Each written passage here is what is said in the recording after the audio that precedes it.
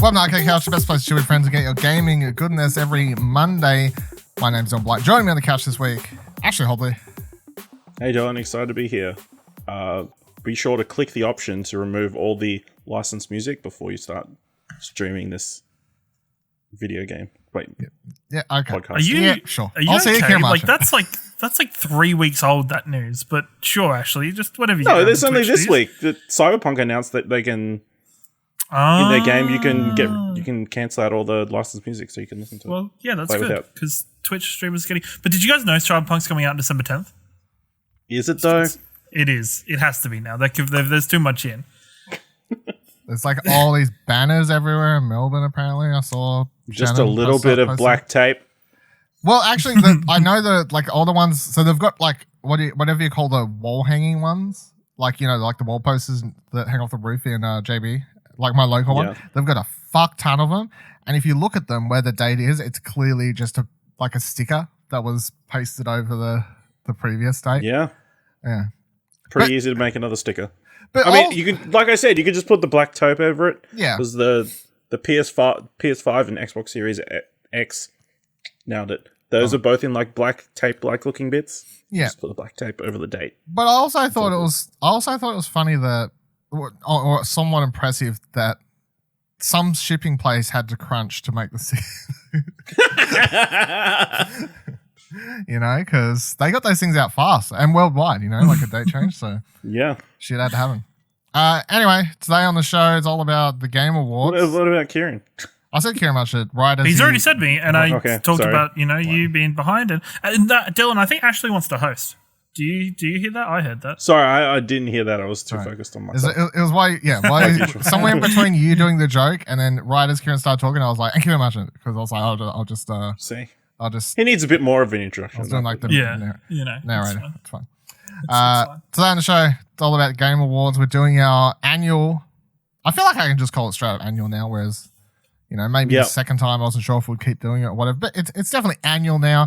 Annual predictions for Jeff Keighley's Game Awards, where we will be going through third annual. I want to say. Yeah, but didn't we do one before? Yeah, this is the third year we've done them. I feel it's even the on third Arcade Couch on this show. Yeah, I know. Yeah. We'll be going through firstly all of the nominees and predicting who we think will win, and then after that we're going to be doing 5 reveal / trailer, whatever you want to call it, predictions for the show. Now, I have added some different rules this year because I figured let's change things up. So, basically how it works this year to win, you're awarded 1 point and 1 point only if you predict who wins any of the Game Awards nominees, right? That's pretty plain and simple. Pick who's going to win, you win. When it comes to the predicting of a trailer or a reveal or a game showing up or someone saying, fuck the Oscars, or anything, whatever you want to predict, I've put it down as this. You can predict simply, example, Half-Life 3 is revealed. They'll earn you 1 point if Half-Life 3 was revealed. You can earn up to 2 points, though, if you put a prediction through that contains at least 3 variables. So, or 2 variables, sorry, which would mean Half-Life 3 is revealed with a gameplay trailer that ends with a summer 2021 release date, right?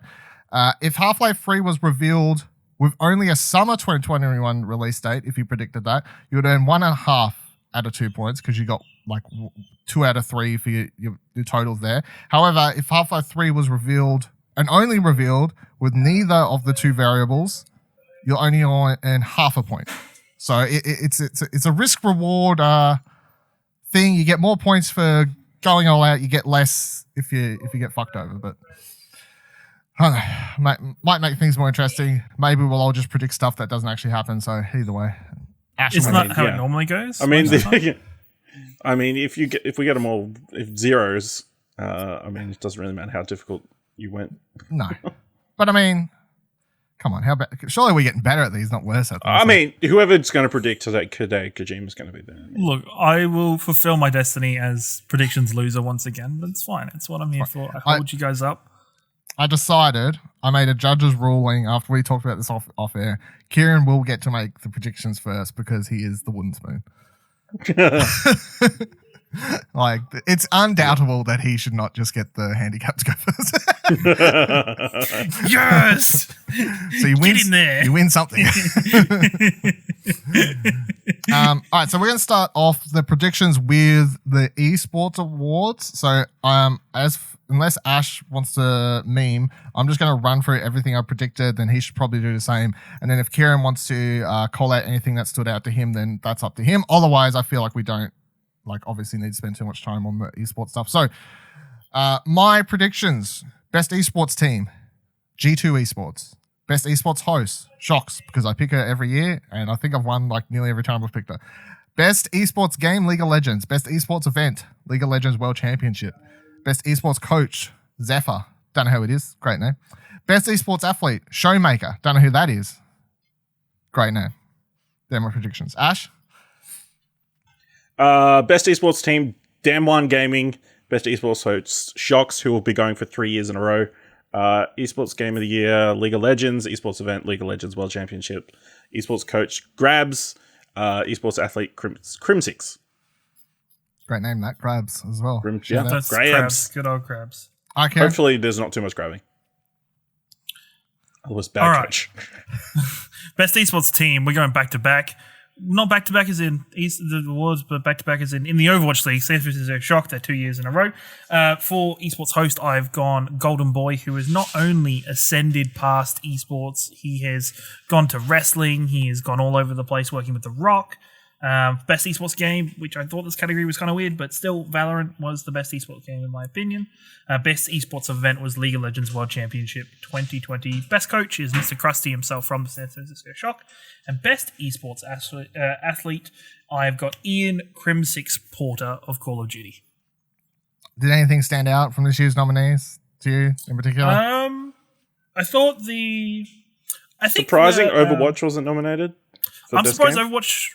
I was surprised just because of the fact that Overwatch League ran still, even like with COVID and everything going on. They up on the fly switched to a 2-region system and did a whole bunch of things to kind of make sure that league still ran. So I'm a bit confused at that. They're not confused, but yeah.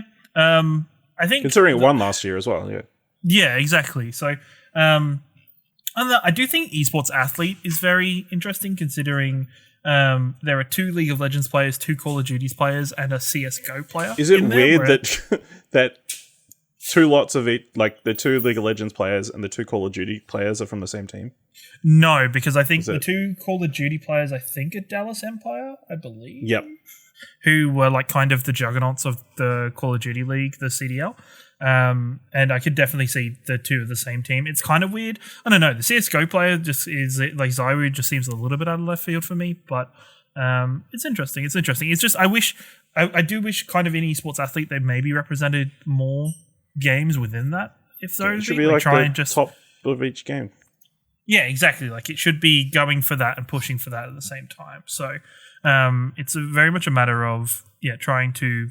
I think, display as many athletes as possible, not just a couple from the couple games.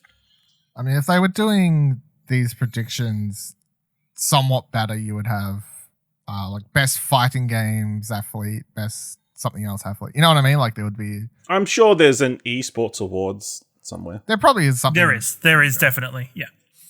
Something better. Anyway. The ESPs. Wow, what a name. Wow.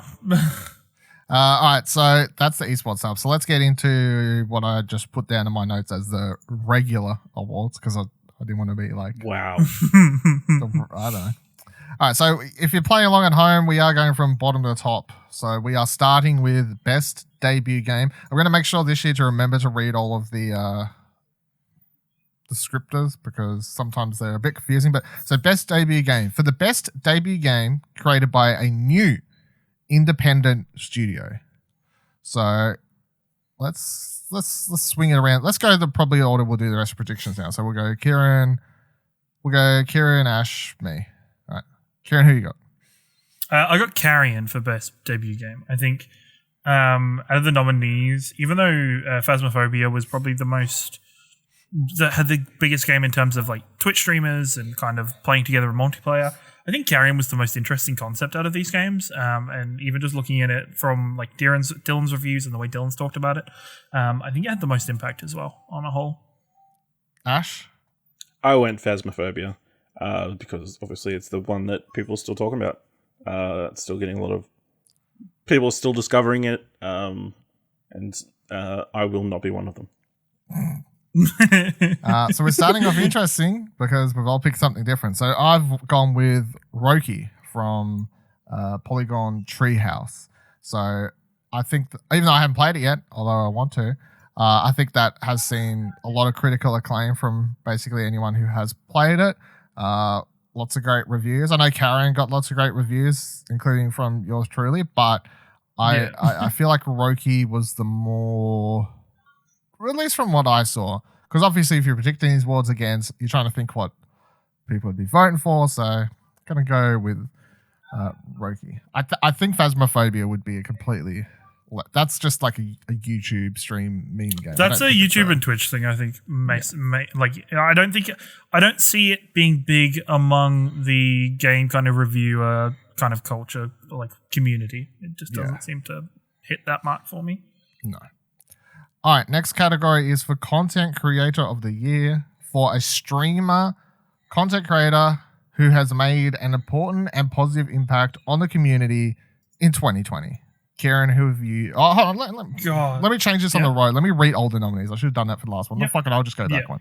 So the last nominees were Carrion, Mortashell, Raj, I think it's just Raj, right? And Ancient Epic, Roki, and then Phasmophobia. And then the nominees for Content Creator of the Year are Lana Pierce, Jayan Lopez, Nick Merckx, Tim Tam Tapman, and Valkyrie? Sure. Ciaran, who you got?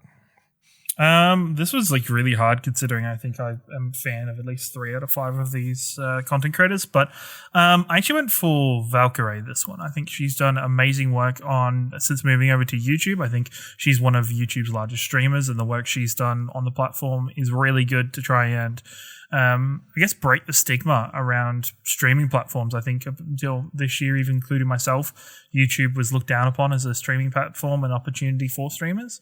And I think her work's done a long way to kind of bring them to be closer in level with Twitch. So, yeah. Ash, who you got? I went with Alana Pierce, probably because I followed her work the most. I know she's been doing a lot of good charity work this year, which I feel like is an important component to this category. Most of the years it's been done. I think it'd be a nice way to send her off from being a full-time content creator. So I went with Jayan Lopez because she was one of, if not the only, I can't really remember, but one of the founders of Black Girl Gamers, which was a group that put a lot of effort into pushing forward black voices within video games over the last 12 months. So I think out of the ones there that I knew, so I knew her, Lana Pierce, and Tim Tam, and then I didn't know the other two. She was the one. Did you just call Tim the Tapman Tim Tam? Yeah, whatever his fucking name is. I don't watch his name. I see his shit on Twitter. I don't really watch him, though, obviously. So obviously going by the description, like who has made an important and positive change. I think that she did make an important impact on the gamer community. So yeah, I'm going with Jayan Lopez.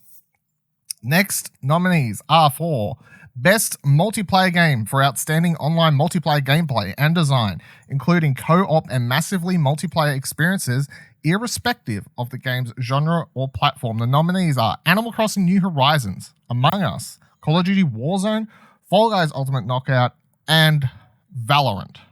Ciaran, what do you got?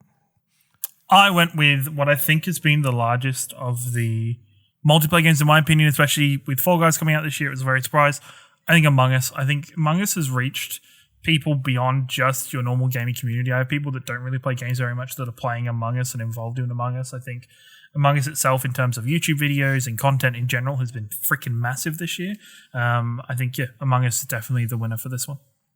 Ash? Yeah, I also went Among Us.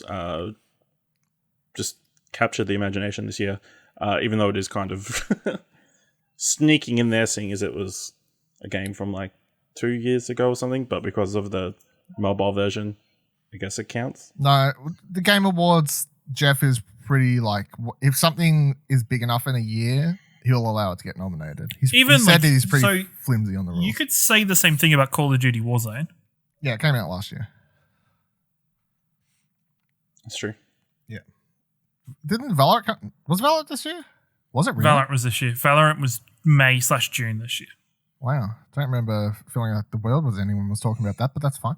Yeah, anyway, I went with Among Us. I feel like Among Us is the shoe-in for this one. If it's something else, I'll be highly surprised. In any other year, if Among Us wasn't in there, I'd probably say Fall Guys because it would kind of be picking that under the same sort of grabbing the attention of a lot of people. But no, Among Us. I mean, AOC was streaming it again this afternoon as of recording, so huge. I think it's just like the amazing thing about Among Us is the fact of how many different people were playing. Like AOC was in a game and she had Alana Pierce there, and then XQC, Toast, Corpse, like so many different names from all across like YouTube is all kind of coming together because of this game. It's kind of crazy. Just all make enemies of one another. So love to see that. Yeah. Next category is best sports/racing game for the best traditional and non-traditional sports and racing game. The nominees are Dirt 5, F1 2020, FIFA 21, NBA 2K21, and the racing game Tony Hawk's Pro Skater 1+2. For sports and racing, I've gone Tony Hawk's Pro Skater 1 and 2. I think this game took everything by storm. Even as a remaster, I think it had the most impact on as a sports game this year. The only thing I could see maybe challenging it is F1 2020, but I feel like, we definitely seeing Tony Hawk really kind of put a stamp on this kind of market and genre this year. So I think it's got it kind of covered. Ash? Yeah, I also went Tony Hawk's Pro Skater 1+2. It's the one that garnered the most attention that wasn't like an annualized project. And I don't think any of the annualized ones have been awarded the Game Awards before. Normally it's gone to like Horizon or some sort of racing game. So yeah, I went the exact same thing. I feel like for similar reasons, which I mean, I think it basically boils down to the other nominees are pretty average. So like, which says something about the category to a degree. You know what I mean? Like if it goes to a remake of Tony Hawk's, not stand out, but anyway. All right, next category is best sim/strategy, best game focused on real-time or turn-based simulation or strategy gameplay, irrespective of platform. The nominees are Crusader Kings 3, Desperados 3, Gears Tactics, Microsoft Flight Simulator, or XCOM Chimera Squad. Ciaran, what have you gone with? I'm going with Microsoft Flight Simulator. This is a hard one for me. I do think it's between Crusader Kings 3 and Flight Sim, but I'm going with Flight Sim just because of how well it did. This is a flight sim that was popular. Like people who weren't interested in flight sims, thanks to Xbox Game Pass, just in general to the hype of it got around it, was fantastic. Lots of people picked it up, lots of people played it, but also the technology that went into this game to build itself up as a premier flight sim is very well deserving of this award. Ash? I'm getting the feeling that we're going to have a very close run thing this year because I also went Microsoft Flight Simulator. Like Ciaran said, probably the biggest game on this list, surprisingly. It garnered the most attention and got a lot of people interested in flight sims, at least for a little while. So, yeah. Although, Crusader Kings close second. Yeah, I went Microsoft Flight Simulator as well. On top of everything that's already been said, it's also a game that kind of felt next gen before the next gen consoles were out. Looking forward to see how the port comes over to Series X when that eventually comes. The implementation of the map data and real weather and all that sort of stuff. Like it really is something special, something new. Even if I struggle to get past the game's simple tutorials, but that's sim strategy in a nutshell, I guess. All right, next category is best family for the best game appropriate for family play, irrespective of genre or platform. Sorry, I was reading that wrong. Nominees are Animal Crossing New Horizons, Crash Bandicoot 4 It's About Time, Fall Guys Ultimate Knockout, Mario Kart Live Home Circuit, Minecraft Dungeons, and Paper Mario The Origami King. Ciaran, what are you going with? I went with Animal Crossing. I think it was kind of looking at this looking at this awards list this year, I was like, where does Animal Crossing actually fit in to get an award? And I think this is the case. I think Animal Crossing was such a big thing, especially at the start of the isolation period or pandemic period this year. I find this award category super weird with Paper Mario in there, but no, I do think Animal Crossing is definitely the one for me. Ash? Well, what do you got against Paper Mario? It's just very random. He's not family enough for you, is it? He should be PG. No. Usually all all my Mario kids getting games paper cuts. come into anything this on Mario games is a family automatically game. jumps in.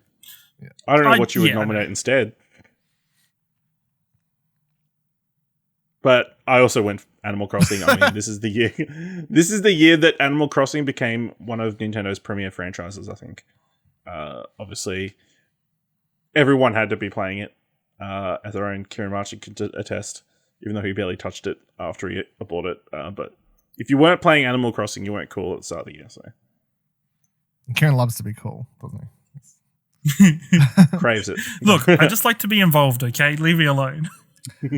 So I actually went with Minecraft Dungeons because I feel like that out of all the games, I actually feel like that's more fitting of like the family package than Animal Crossing. Like Animal Crossing's multiplayer means having like 7 other switches to play with the full island. You know what I mean? I mean, the category isn't a game for the family. It's just age appropriate. Yeah, but even then, I was going to say the gameplay of Animal Crossing, like I can't imagine a young, maybe I'm wrong, but I can't imagine super young kids. I think you will be, but yes. I think you will be wrong, yeah. Like it's like, because what of these games do you think is age appropriate then?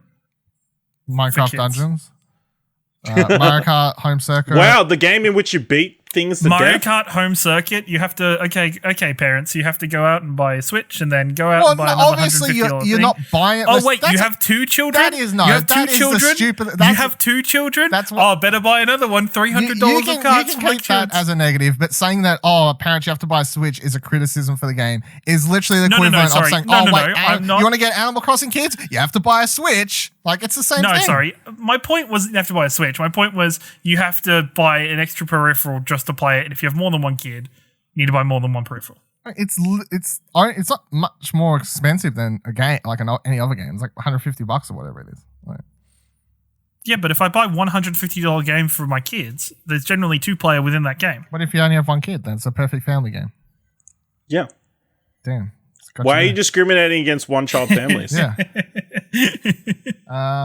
Paper Mario, but I would say Crash is way too hard for like kids. Like especially that last world is fucking insanity. Insanity, some would say. Maybe kids need to learn that. Maybe. Fall Guys Ultimate Knockout, I don't think's a kids game in particular either. Like it's a game that can be played by all ages. Anyway, I'm picking Minecraft Dungeons because it's like Minecraft is Minecraft. It's the family game genre. Like Minecraft games is kids games. Anything with Minecraft. You know what I'm saying though? You know? And it's like a perfectly accessible your first Diablo. You know, like I play through it. It's not particularly hard. There's not too much loot that you get like over encumbered with what to do. So I'm going with that. Because also I've seen a bunch of people who I know would be taking part in the voting. I know a bunch of them like Minecraft Dungeons, so I'm trying to play towards. Did you like Minecraft Dungeons? I can't remember. Like I thought it was okay. I can't remember. I probably gave it like somewhere between a 6 to a 7 or somewhere around there. No, like I wasn't in love with it, but that was also because it just needed a little bit more content. And they've had a bunch of free updates since, so possibly it's better now. Next category is best fighting game. For the best game designed primarily around head-to-head combat. The nominees are Granblue Fantasy Versus, Mortal Kombat 11 Ultimate, Street Fighter V Champion Edition, One Punch Man, A Hero Nobody Knows, and Under Night in Birth. What? Under Night in Birth X. Oh, fuck off. Whatever that is. All right, what are you nominating, Ciaran? I looked at this category and kind of shrugged and just picked Mortal Kombat 11. I was like, man, this is a weird category this year. It's kind of all over the place. It's one of those things. So I definitely, Mortal Kombat 11. Straight away, surely this category is either just Mortal Kombat or Street Fighter, right? That's the Ash. Yeah, I went Mortal Kombat. Yeah. You know, I did pin the wheel and pin the tail and donkey, and that's what I got. Yeah, I also went Mortal Kombat because it's a shit lineup. Because it got robbed last year by Smash Brothers. Yeah. Damn, Smash Brothers! How dare it? Oh, you just throwing it on Smash Brothers like that. Next category is Best Role-Playing Game. For the best game designed with rich player character customization and progression, including massively multiplayer experiences, the nominees are Final Fantasy VII Remake, Genshin Impact, Persona 5 Royal, Wasteland 3, and Yakuza Like a Dragon. Ciaran, what are you going with? I went with my personal top pick out of this one. I don't know if it will win, but Persona 5 Royal, I think it's the best one out of this that represents RPGs. And overall, it was absolutely fantastic. I know it could be a bit weird because it's like an expansion or an expanded version of the game that came out last year before. But I think it's a really good chance of winning. Yeah, several years. Yeah. Ash, what are you going with? I also went Persona 5 Royal. I mean, they made a RPG Game of the Year winner even better. So, apparently. According to those. Yeah, well. Yeah. I went according to every single person who's played it. Yeah. I went with Final Fantasy VII Remake. That's it's kind of, I guess, similar-ish to picking Persona 5 Royal, I guess, to a degree. It's like, it's a reimagining of some degree. But no, I feel like that was the big, massive RPG of the year that people who maybe don't usually play all these big games, a lot of people probably stopped to play Remake because of the caliber that game holds and people wanting to try it for the first time, replay it, whatever. Much loved. I feel like Persona 5 Royal won't get it simply because I don't believe enough people would have actually played it to vote appropriately for it.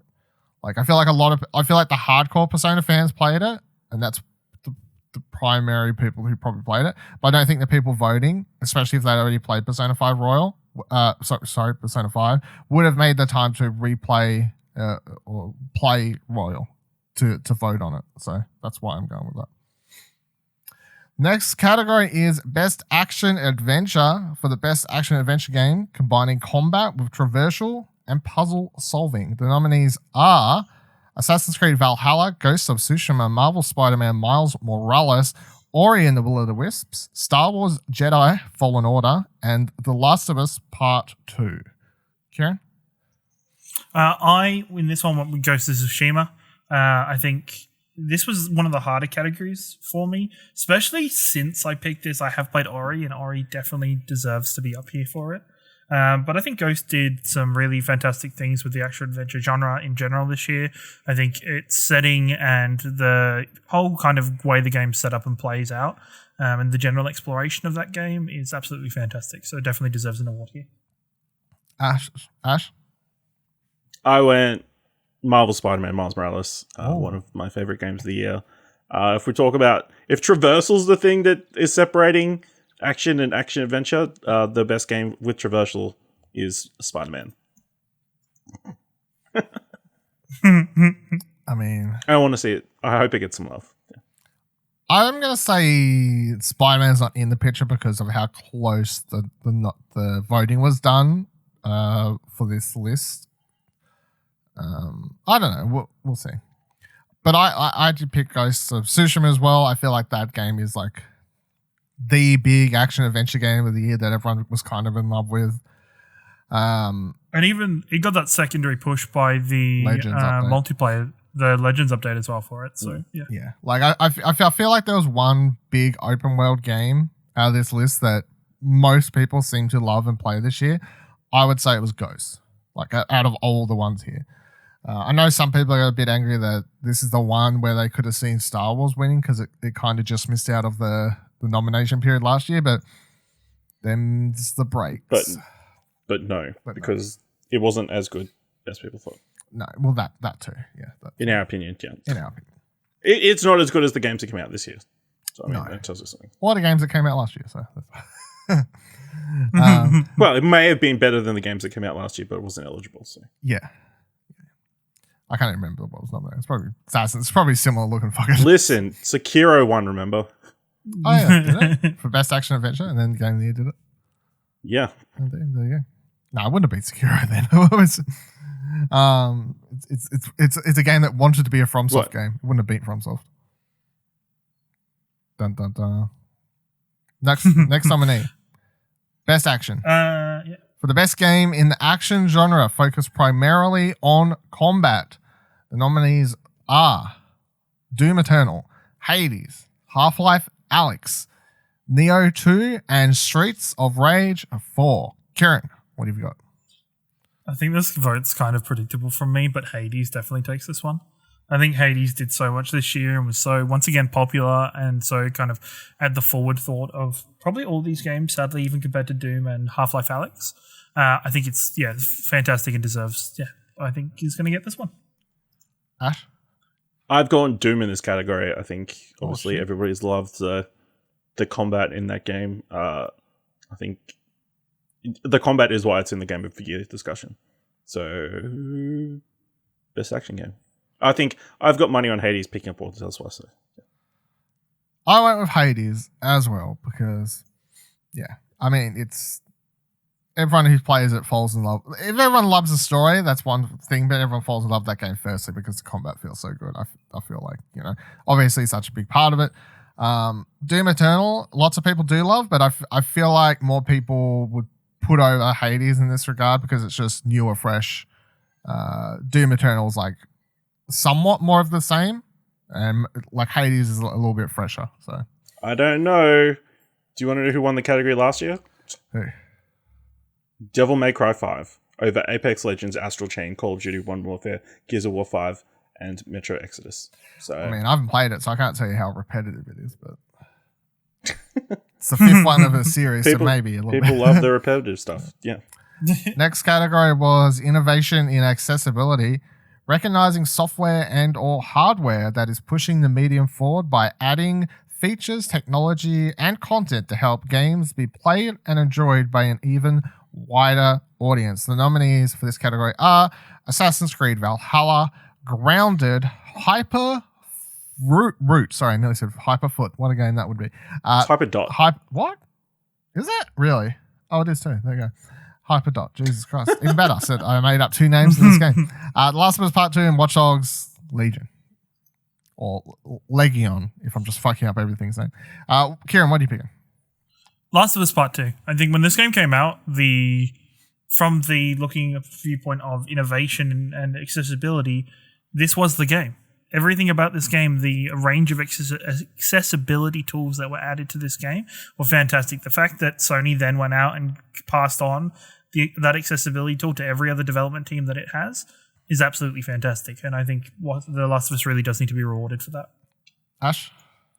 Yeah, I also went with The Last of Us. It was one of the major selling things when the game came out. There was a lot of positive buzz around their inclusions and the things they've done in the game to make it easier for people, more accessible. So yeah, I went Last of Us Part 2. Yeah, I picked Last of Us Part 2 as well. That's the biggest one, I feel like. The one that everyone was shouting from the rafters about how well done the accessibility wasn't there. Even though some of those other games, like I know everyone was happy that Grounded literally had an option so you could turn the spiders off for people who have like arachnophobia or anything like that, which is cool. But no, Last of Us Part 2. So next category is Best VR/AR Game. For the best game experience playable in virtual or augmented reality, irrespective of platform, the nominees are Dreams, Half-Life Alyx, Marvel's Iron Man VR, Star Wars Squadrons, and The Walking Dead Saints and Sinners. Firstly, I'd like Did anybody not go Half-Life Alyx in this? Well, I was going to say, I kind of disappointed that Mario Kart Live wasn't nominated in this category, but that's fine. I guess because it is AR. It is AR, so yes. No, I feel like everyone went Half-Life, surely, right? Yeah. Sure did. Yeah. I did pick Half-Life as well. As I realized, I'd clicked wrong on my actual voting form that I was just looking at and voted Iron Man for some reason, like an idiot, and I've just changed that. Wow. What? This was a shoo-in. Like this, but I mean, look, Iron Man was fun. Iron Man was fun, but whatever. yeah, Like, Half-Life Alex. Alex was innovative. Like it was just that in general. So it was like the only VR game that people were really talking about this year. So yeah, in a lot of ways, it's kind of a dull. But also, as I pointed out the other week, I thought it was a standout that Dreams got nominated. Like for adding a VR mode, then it gets nominated. So that's cool. Next category is Best Community Support, recognizing a game for outstanding community support, transparency, and responsiveness, inclusive of social media activity and game updates / patches. The nominees for this category are Apex Legends, Destiny 2, Fall Guys Ultimate Knockout, Fortnite, No Man's Skies, and Valorant. Ciaran? I'm going to say Fall Guys for this one. I think Fall Guys did a fantastic job of community support, engaging with the community, talking about its problems, being viable and visible with what it was going on. I think one of my favorite, the highlights of social media stuff and community stuff this year was Fall Guys interactions with Tim the Tapman throughout that kind of opening couple of weeks where Tim couldn't get a win. So definitely Fall Guys Ultimate Knockout. Ash? I also went Fall Guys. Their Twitter account has been brilliant since day dot. Since the beta, it's been a fun account to watch. They even put the community manager in the game as a costume for a little while, and the team kept it secret from him for as long as they possibly could. So I think I feel like this is going to be a very, very tight category, but yeah, Fall Guys the one I've got. I went with Apex Legends because I feel like they Respawn consistently year in year out does a fantastic job at always keep like updating either via blog posts or the Twitter. They're quite active on responding to people's questions. Every time there's a new season, if there's any problems, they're quite quick to address them or talk to people about them and whatever else have you. They don't have the meme ability that you're talking about, of course, with the Fall Guys account, but I think just in a general like good job at like updating the community and keeping them up to date. They do a good job at that. And I picked them last year, and I can't remember if they won or not, but I remember picking them. I'll probably just pick them every year now. I don't think this was a category last. Oh no, Best Community Support went to Destiny 2. Oh, there you go. Really? Interesting. Yeah. Next category is Best Mobile Game. For the best game playable on a mobile device. This is the most like short and sweet fucking like category. Yeah. Nominees are Among Us, Call of Duty Mobile, Genshin Impact, Legends of Runeterra, and Pokemon Cafe Mix. Can I just say straight away that this category is kind of piss poor by the fact that there's Pokemon Cafe Mix on it. That's my own 2 cents. But anyway, Ciaran, what do you got? Of course, I've gone with Among Us again. I think the fact that this game is playable via mobile as well, like it still links in with the computer and PC game, cross-platform, is really fantastic and has done a lot for that game. So yeah, Among Us. Ash, what are you going with? I went with Genshin Impact. Obviously, it probably got more buzz on consoles and that kind of thing, but I think obviously it was a big release. I want to say Call of Duty Mobile, I don't think should be eligible, seeing as it won the category last year. So I reckon it should be. I don't know. But I mean, that would be like for multiplayer games. Some of the games that win more than 1 year. No, it's for like an ongoing, but it should be a new release game, right?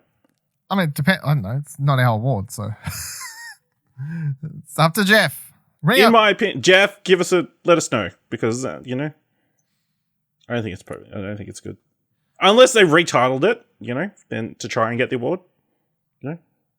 They didn't retitle it. And also, I picked Call of Duty Mobile because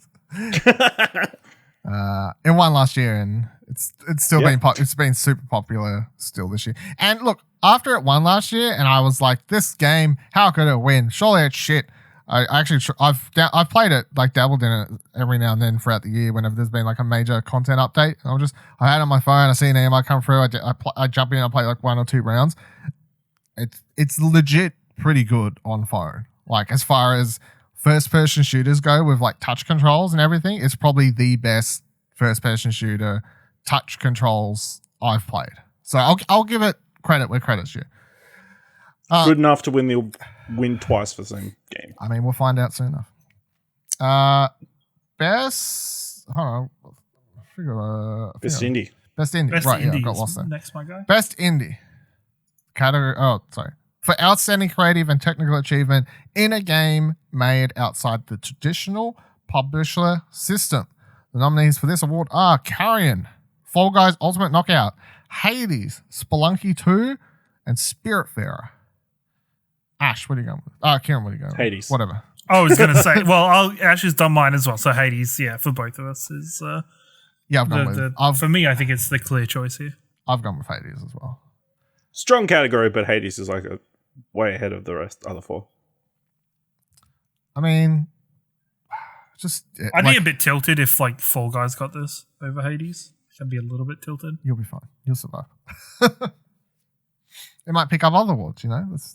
I mean, I think the only one that would be a justifiable supplier as is probably Spelunky, which I haven't seen a bad word about.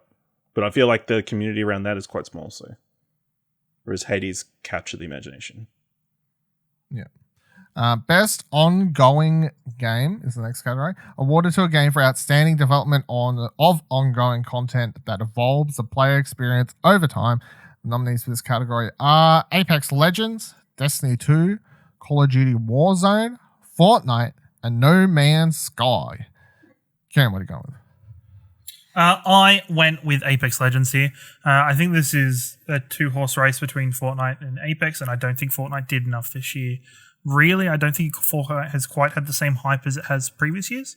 And I think Apex has done a fantastic job of shaking up the gameplay, adding in new elements consistently, adding new characters consistently, and really giving back to their communities with gameplay and actual in-game changes. Ash? I went Fortnite. I feel like just back the big horse. Back the juggernaut in this one. It's funny to say that's Is it a juggernaut still? Yeah. Is it the juggernaut still? Pretty sure it is.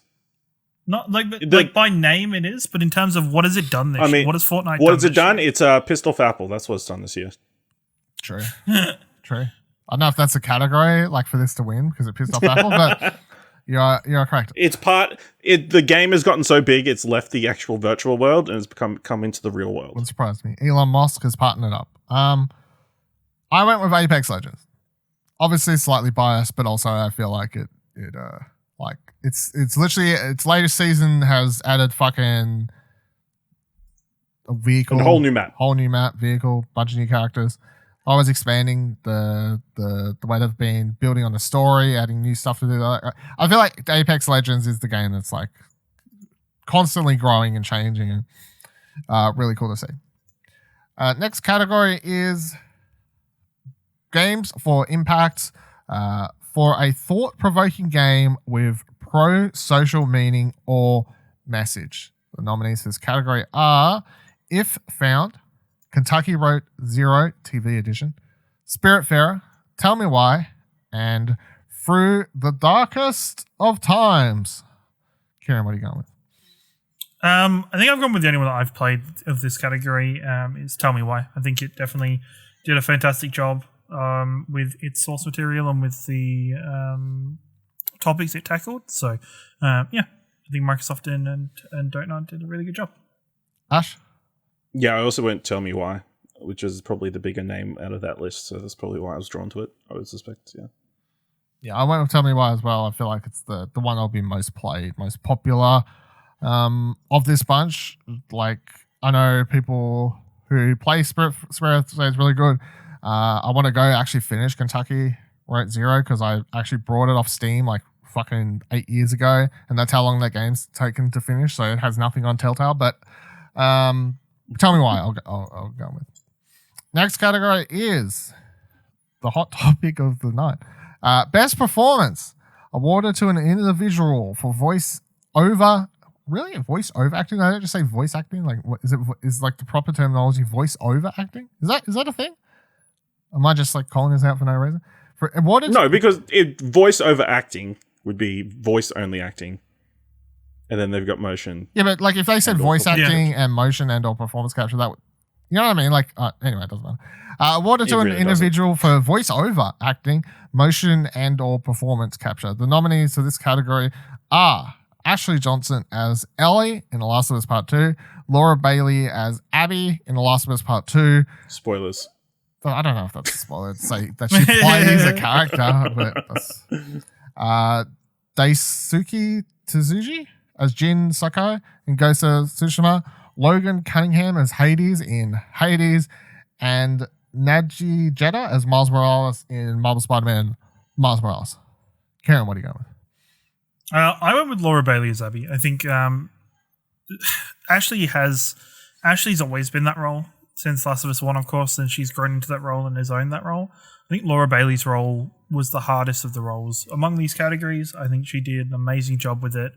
And, you know, I don't give a fuck about anybody who hates it or get pissed off by it. And I think she did an amazing job. Ash? This is maybe the tightest one out of all the categories. Do you mean all the nominees, or do you just mean tight between two people? No, I mean potentially between all of them, because there's a possibility that, you know, all the votes going to Last of Us get split and then something else picks it up, like, you know. True. We've seen the Emmys this year. What's his name? From The Morning Show. Yeah. Whatever his name was, yeah. Picks it up. Yeah, that's going to annoy me. But I went Ashley Johnson. I think she picks it up fairly. All the goodwill for the first game and everybody's love, and, you know, she gets a lot of emotional moments throughout the game. So, yeah. And Abby doesn't? Not as many, I don't think. I went with Laura Bailey as Abby because I think she's the best performance of everyone here, and I'm going to hope that everyone votes. Like, to me, it is just so, like, between Ashley and Laura. Like, I don't think the other three are even close. No. I was surprised that Hades, it was actually the voice actor for Hades that got nominated and not Zagreus' voice actor, but purely because Zagreus gets more lines. I think, but I preferred. I guess there's parts of Hades I still haven't seen, so I guess unless there's parts of his performance that have more kind of range to it and stuff. But Zagreus has a lot of unexpected emotion in there that is definitely, especially after you beat the final boss. The first run, the first finish, the first run. The first run is heartbreaking. Like, yeah, it's yeah. I mean, if you're going to go full cast list, then Hades would be definitely up. Yeah. Yeah. I'm hoping it's Laura Bailey also, just because that would be amazing to see the internet fuckboys just complain about that literally through to Christmas. It would be hilarious. Wow. What? Just saying, you know, over there, the quartering or whatever that cunt's name is. Mm-hmm. Oh, they fucking soy boys. Fuck off, dude. So next category is Best Audio Design, recognizing the best in-game audio and sound design. Nominees are Doom Eternal, Half-Life Alyx, Ghost of Tsushima, Resident Evil 3, and The Last of Us Part 2. Ciaran, what are you going with? I'm going with Doom Eternal here. Yes, I do understand it's not the music and the soundtrack; it's in game. But I think I'm glad the that nominees, you clarified that you are aware of that. I do. I'm just because somebody like Ciaran, because there was doubt. For the rest of us, there was some doubt. That's fine. I'm just making sure. Even though I think definitely with the fact that The Last of Us Part 2, with the accessibility features as well on hand, you can play that game just based on sound, like purely based on sound. It is designed to be able to be played. But at that stage, just give it the Innovation Award, Yeah, that's exactly why we're giving the Innovation Award. Ghost of Tsushima, cooler, heard some foxes. Resident Evil 3, you're here, okay? And Half-Life Alyx, I guess.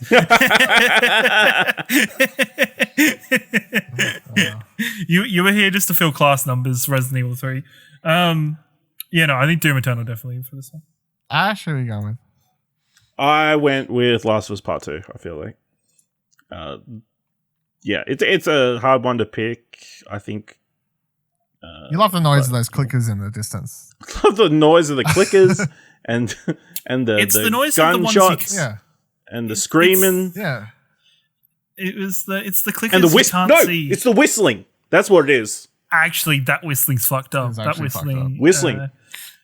That whistling causes nightmares. It's not good. Changing my pick. No, I'm actually going with Ghost of Tsushima because I feel like a lot of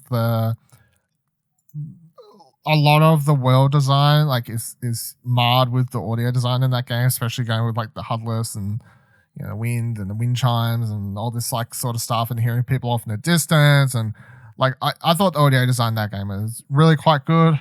Again, the thing I would say for this category is like if you play all of your games through your fucking shitty TV speakers or something, and you're like, well, dude, Eternal, you know what I mean? Like, I feel like some things you're just gonna send out one of. It's like, for example, like I would have put like a game that should be here in my opinion, probably didn't make it because they hadn't played it at the time, but Miles Morales on PS5 using with headphones on, where it uses the PS5's new 3D audio engine. There was lots of times where I'd be like walking around, I'm like, holy shit, this is actually like pretty fucking good. And so I'd put this in here at Resident Evil. But anyway, I'm interested to see this category next year when 3D audio is a lot more common. How that affects this category. Hopefully it'll, we'll have Ratchet and Clank, maybe God of War, Horizon. I don't know. Who knows what could be. All right, next category is Best Score in Music for Outstanding Music inclusive of score, original song, and/or licensed soundtrack.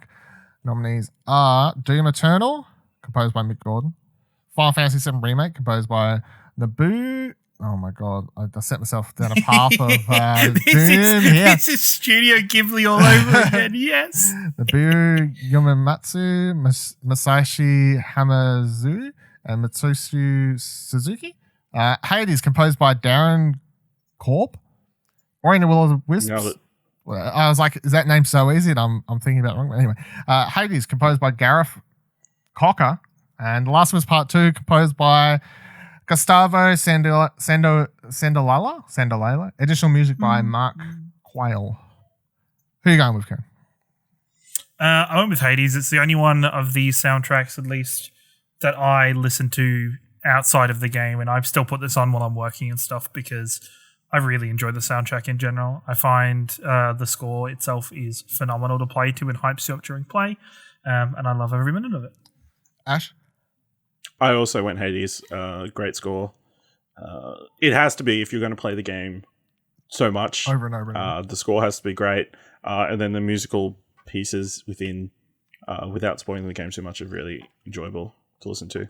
They make you just sit in a level for a long time just hearing people sing it. So, I haven't finished it, but I also picked Hades. So I guess that's how much it's stood out in my time. I haven't even finished the fucking game. So I went Hades for all the same reasons, I guess. Next one was for Best Art Direction.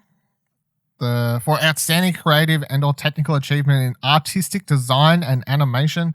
The nominees for this category are Final Fantasy VII Remake, Ghost of Tsushima, Hades, Ori and the Will of the Wisps, and The Last of Us Part 2. Ciaran, who you got? For this one, I have Hades once again. Even though I'm kind of in two minds between Hades and Ghost of Tsushima, I've gone with Hades picking up another award. I think the art style, I love every bit of the art in game as well as the character designs. Once again, I think Ori could win as well for this one. This one's pretty hard. Ash? Yeah, I went with Ghosts.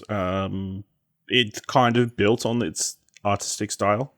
And just the world and the painterly style in which the backgrounds and everything kind of are. And all the different dual moments. And what other game made you use photo mode so much this year? Because it was so pretty. True. Yeah. Yeah. I agree, but I went with Hades. Because Hades. It's a very pretty looking game. It's very colourful, pretty looking game. It's true. I think all of these, apart from The Last of Us, but I'm not saying it looks like the art design. It's just different, I guess. Like, yeah, go for that more. Even Final Fantasy, I wouldn't say the art design's that amazing in Final Fantasy. Well, it's kind of like saying the art design of the original game is fantastic because to comparison, it's like based on stuff. Next category is Best Narrative for Outstanding Storytelling and Narrative Development in a Game. Nominees are 12 Sentinels, Aegis Rim, Final Fantasy VII Remake, Ghost of Tsushima, Hades, and The Last of Us Part 2. Ciaran? It's 13 Sentinels, by the way. What is it? 12. Whatever. Sequel. Prequel. I went with The Last of Us Part 2. It is a fantastic narrative and took risks and really delivered a story that, still to this day makes me think. It makes me wonder and really gives you some really interesting things to think through and play through. Ash? I went Hades. I think Oh. the upset. The biggest risk, I think, of the night. I think just the innovative way that it tells its story. I think is pretty incredible. Yeah, I went Last of Us. I feel like this one's a shoo-in for Last of Us personally, but I'll be interested to see if anything else wins. Like, anyone who's talking about how much they love Last of Us, like as a game, what they mean is they're talking about the narrative. So it's like, I feel like it has to win this one. And the final two categories, up to, right? Yeah. All right, so Best Game Direction, awarded for outstanding creative vision and innovation in game direction and design. Nominees are Final Fantasy VII Remake, Ghost of Tsushima, Hades, Half-Life Alyx, and The Last of Us Part 2. Ciaran? This one's hard. I've actually just changed my vote. I think I'm actually going to go with Hades again for this one, just because I don't think any of us realized a roguelike game could tell this kind of story before. And just the depth of the story and how much there is to it and the emotion to it is really unexpected and really, really well directed. I think it's so interesting how the game unfolds and the different kind of the way forward that it kind of forges its path for the story. I think he's done fantastically. Ash? I went Last of Us Part 2. I think this category is usually won by the biggest,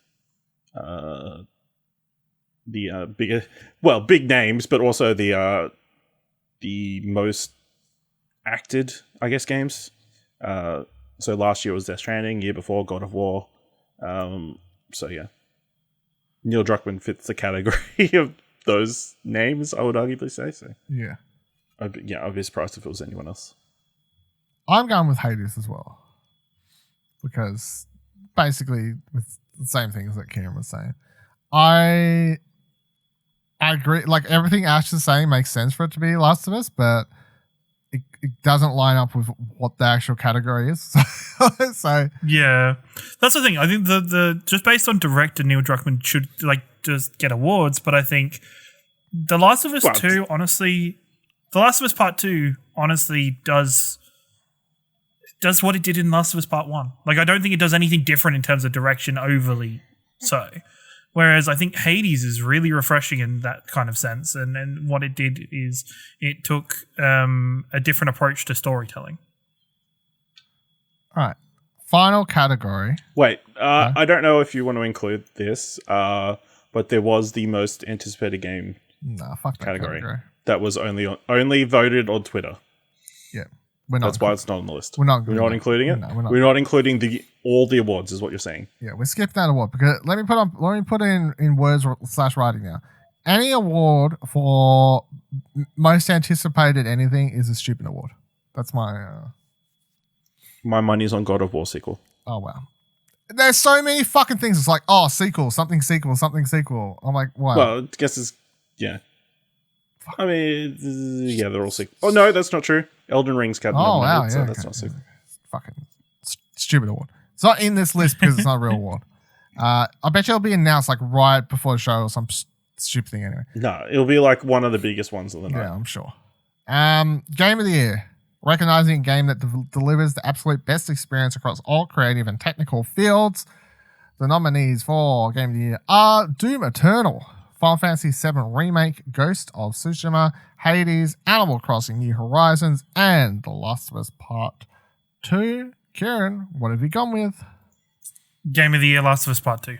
I don't see anything else winning this. I think Last of Us did such a fantastic job. I know we said pretty much the same thing last year, but Last of Us did such an amazing job.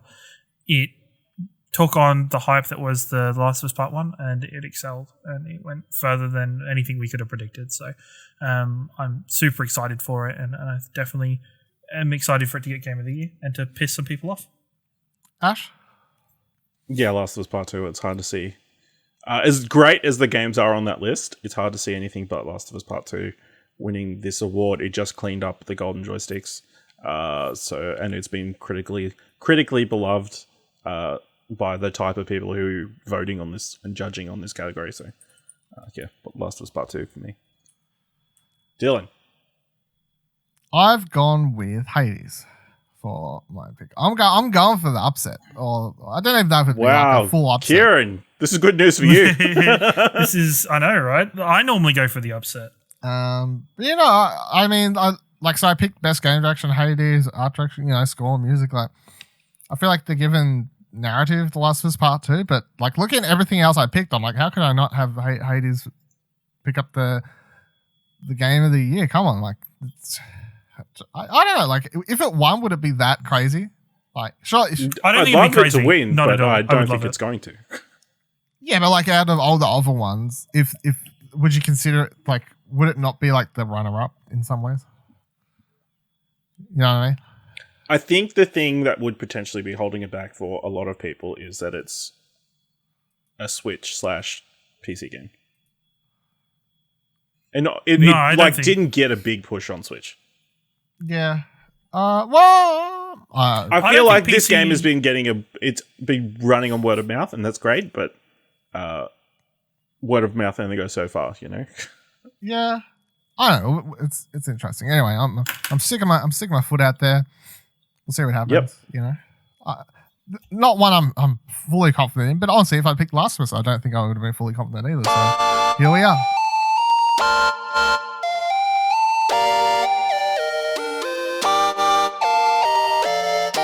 So let's get into the other part of the show, the part that a lot of people come for, which is reveals, trailers, fucking explosions, fuck the Oscars, all that sort of stuff. We're doing 5 predictions again. That's in case you forgot, because we're an hour into the show. 5 predictions each. The more variables you add, or at least 2, you get more points, etc., etc., etc. I've got down 10, so hopefully not all of mine get stolen. But I will go last, so we'll do the same order. We'll go Ciaran, Ash, me. Are we doing them one by one, or are we doing round tabling it? One by one? Yeah. Cool, round table. Yeah, like how we usually do it. No, we're not giving you that much of an advantage. Yeah, like, have all 5. No, that's fine. I'm double checking. I'm just double checking. Go for the first one. All right, so I'm going to go with the first one. I think we get a full cinematic Elden Ring trailer. I think we get a decent look at the game with a bit more kind of substance to it than we did the first time. And that's about it. We're not going to get a date. We're not going to get anything too fancy. It's just going to be a better cinematic trailer. Ash's face. That was on my list as well. I was about to say your but I had a much better modifier. What was your modifier? My best modifier was George R.R. Mountain presents. Much in the way that Vin Diesel did last year. And then shows a trailer for Elden Ring. Oh, goodness. Imagine that. And then when it happens, you'll think, oh man, bloody Ciaran taking Ashley's points. Well, I mean, I'm going to admit I had Elden Ring in mind as well, because I think everybody should have had Elden Ring, you know? It's definitely one of the most obvious ones. Like, my 2 cents of it is, it is one of the most anticipated games. It's definitely, I feel like if they're going to tie that other stupid award into it, it would be cool if they could obviously, you know, like, oh, it's won this, and then, here it is. You know, like, it makes sense. Sekiro won last year, so obviously, if Jeff wanted to set up a relationship with From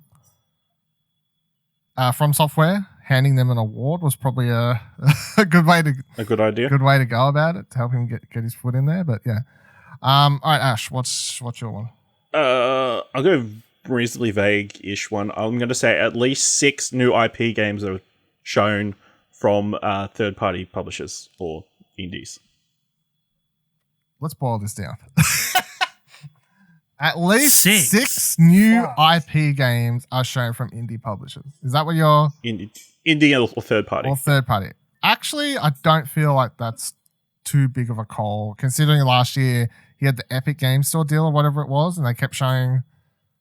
I feel like that was the year before. Was it? I don't know. Either way, like, he's had like 6 new IP from random indies or third party. Could be. I feel like the only thing going against it is we've had so many different game trailer shows this year. Yeah. That something may have been shown and is just getting shown again. It's true.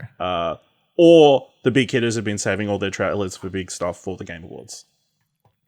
Definitely. Seeing as there's no E3 or anything this year. Definitely might have to do some doubling down, Research. digging to make sure everything works out. Yeah. All right, fuck it. I'll I'll put it out there. So Hideo Kojima shows up, shows some nonsense CGI trailer for something. We have no what. No way. So you lose points if it makes sense. Yeah, sure. Okay. It ain't gonna make sense. No, I reckon that's what we'll get. I reckon it'll be some CGI thing. There'll be a recognizable actor, and that's it. Like, there's not going to be like a release date or a console platform. Or nothing. I just reckon it's a nonsense thing with like a recognizable actor, at least one recognizable actor. And for anyone who's like really Death Stranding feels like it just came out, blah blah blah. We know Kojima started work on this. Started working on it the day after it launched. Like pretty much started writing, but he likes building the hype. Yeah, and I also feel like Death Stranding proved that away from it works. Away from Konami, he actually works seemingly a lot faster than people gave him credit for. He announced Death Stranding before he even had a freaking studio. Yeah. He signed with Sony, and then he announced Death Stranding at E3. Yeah. And he hadn't got a team yet. Yeah. So he's like miles ahead this time. Why not? The joke when Death Stranding was on was everyone just kept making, like the game. Even Ciaran and you did, or at least Ciaran did. Yeah. Like, the game's going to take forever to come out. It's never going to come out. It's never going to come out. Other podcasts listen to were making the same sort of jokes, which was that the game was never going to come out, and then really it came out. What was it within like 2 years after announcement, basically? And I guess if we're going to follow the same sort of setup, is that we'll get a nonsense trailer. We'll get another nonsense trailer some point after that. We'll get another nonsense trailer some point after that. And then finally we'll know what the game is like 6 weeks before it launches. And I'm fine with that because as much as we all... like I was sort of open to Death Stranding being good, but I was still like a little bit skeptical. But the fact that game came out and is probably now one of my favorite games of all time, definitely in that list somewhere. I'm like, whatever. Like at this stage, I'm aboard the Kojima train where I wasn't before. Like if you'd asked me prior to Death Stranding, like Kojima game excite you, I'd be like, yeah, I want to know what it is, but like I'm not like on the hype train. But after Death Stranding, all aboard. And obviously him and Jeff are best buddies. Ciaran, what's your second prediction? My second prediction, and I'm stealing Dylan's thunder here, I think. There is going to be an appearance and trailer of Bayonetta 3 with a 2020 release kind of card on it. Wow, 2020. No, 2020. Fuck. No. I fucked up. 2021. 2021. No, don't take that back. I meant 2021. 2021, you fucks. 2021 release card for Bayonetta 3. Dylan will turn up on the podcast. He'll be like, yeah, Ciaran, you got the points, but here I am so fucking excited for it, and I was right, and you guys were wrong, and it's coming out, bitches. Let me say right now that's part of my that I had not included this in my shortlist because I just got sick of trying to predict. But you had the trailer set up. No, I just found that as you were talking. Like it takes a couple. Just spoil behind the scenes. Fucking takes 2 seconds to type. So the trailer and the video version right now is the Bayonetta 3 teaser. So when did that come out? It came out at the Game Awards in 2017. So to add a little bit of credence to what Ciaran's saying, the game was actually originally announced at the Game Awards. So of course, I would love for it to happen. I'm just not going to get excited because I'm just sick of fucking not getting Bayonetta 3. But I mean, it was announced at the show. It would make sense for it to show back up at the show. So yeah. Ash, what are you going with? Well, on the back of that, I'm going to say Platinum Games logo comes up. It's Babylon Falls. Wow. Coming 2021. In case anyone's forgot, Babylon Falls was announced like earlier this year? No, right? Yeah. I feel like, maybe. Was that the PlayStation event? No, it was at Square Enix last year, I think. Was that the first time it was shown? I believe so. Oh, wait, yeah, it is. 2 years ago, E3 2018, Babylon's Fall. That was the first CGI trailer of it. And then I think it disappeared until we saw it at a state of play earlier this year. which actually had gameplay or like a small amount of gameplay. All right, sure. I'll tell you what. Whose prediction I'd rather have happen? Ciaran's. Damn straight you would. So that means you mine's would. definitely going to happen. Yeah, maybe. What's yours, Dickon? I'm trying to. I like it's. There's a part of my brain that just makes me want to pick my more like outlandish ones because they're just fun. I don't know. Let's go with the Initiative reveals their game. So the Initiative is one of Xbox's big first-party studios. They have like a year or two ago, whenever it was, maybe it was like last year. There was all this hoorah because Xbox was talking about the Initiative as a quadruple A studio, the first quadruple A studio, which was kind of a joke at the time because it's like, what the fuck does quadruple A studio even mean? Anyway, they haven't announced the game. It's about fucking time, especially since Xbox has their console out now and they need goddamn games releasing for it. So I'm going to say the Initiative announces their quadruple A game with a tentative 2021 release date. Ciaran. 2021 release date. Yeah. Okay. All right. We get another cinematic trailer for Gotham Knights. That's the one. Fuck. Gotham Knights. That focuses and centralizes on the threat of the Court of Owls and takes a deeper look at the Court of Owls as villains going forward. Yeah. Yeah. Do you reckon that if we're going to see... Oh, no, maybe that's a silly question. I suppose if we're going to see one of the Batman games, it makes sense to see the...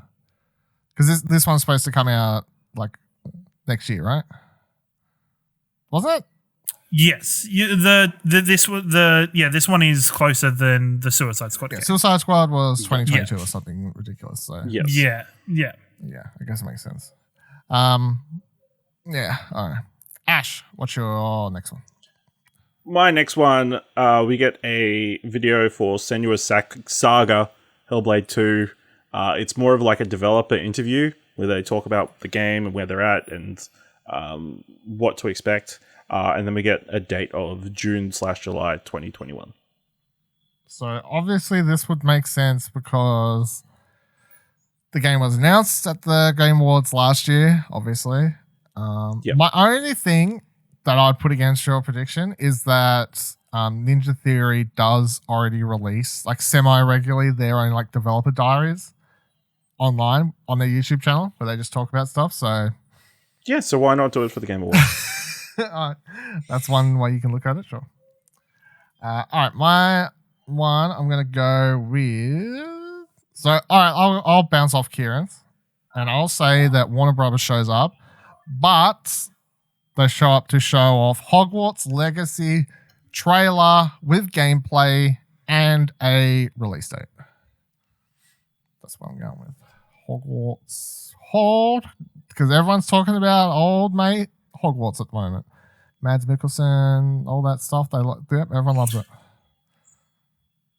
Mads, it's good. Makes me laugh. I don't know, just really random side note. I laugh every time Mum and Dad have Channel 7 on because for some reason they're showing Fantastic Beasts at the minute, like both movies, and I'm like, heavily showing the trailers Johnny Depp. I'm like, yikes, guys, come on, have a bit of class. What's your next one? Yeah, I agree. I think so. My next one is we get a trailer for Silent Hill exclusively for the PlayStation 5. I think this has been rumored for a while, and this is heavily rumored to be at the Game Awards. So I'm definitely going with that as an interesting PS5 reveal, definitely this year. Ash? What are we up to, by the way? We're up to 4, right? I fucking lost track. 4. We're up to 4. This is the 4th one, I believe. Yeah, 4. We get a teaser for God of War Ragnarok. We get a date for holiday 2021, and we get to see Thor in the trailer. So pretty much almost plays exactly the same as the special ending of the original game. Actually, now that you've said that out loud, that makes a lot of sense. What if they just remake the end of the game, like expand upon that secret ending? Or maybe like from a different perspective. Yeah, from a different like from Paul's perspective, and that's just the entire trailer, I guess, because that's something they could just make. You know, like maybe that's not even in the game. It's just for the thing. Yeah, just a mood set, I guess. Just a mood check on God of War. How are we actually all feeling about this 2021 thing? I'm so iffy on it. Yeah, I feel like they wouldn't have put that date in if they weren't reasonably confident that it was going to hit it. But you know, it just depends on how long COVID continues in the United States of America, I guess. Yeah. That which I suspect will be slowing things down and that kind of thing. And you know, they're apparently people not fond of this thing called crunch.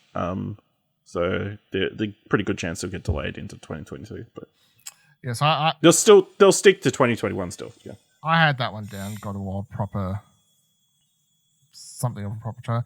All right, so let's bounce off the Sony, and I'm gonna go with The Last of Us Factions multiplayer, or whatever the hell it's actually properly called, is properly revealed with a release date of Shadow Drop.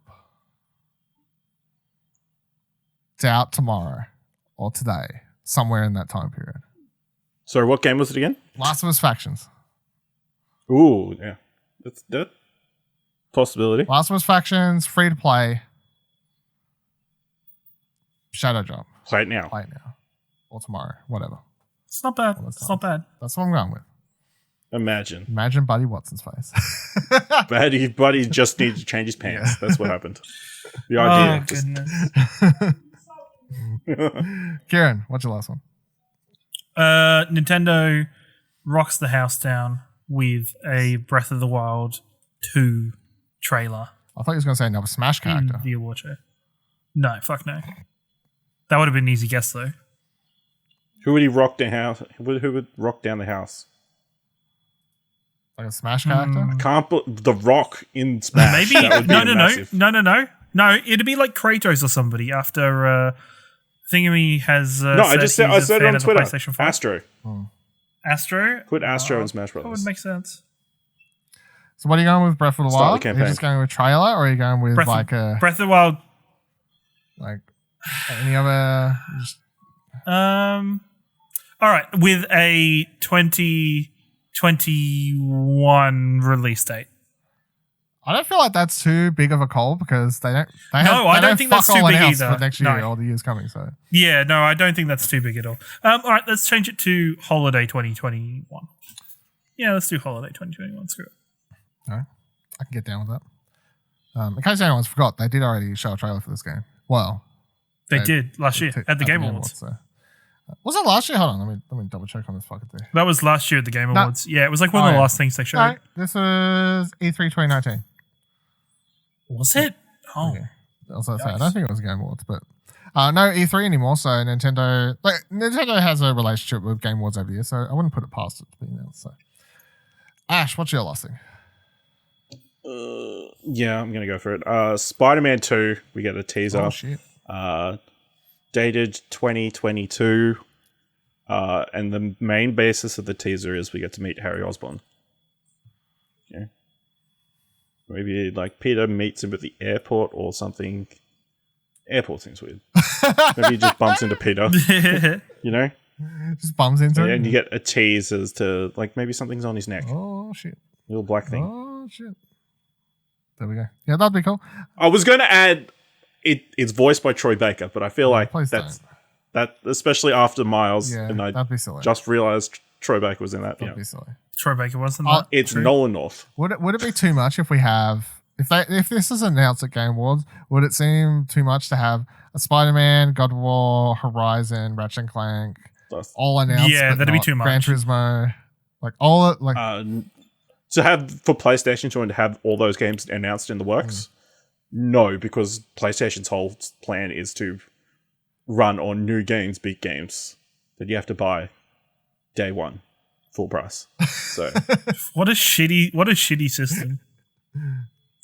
Should just have Game Pass, bro. Just Game Pass it. I mean, how many games have Xbox got coming down the line that you know about? They're about to announce like 20 games at the Game Awards.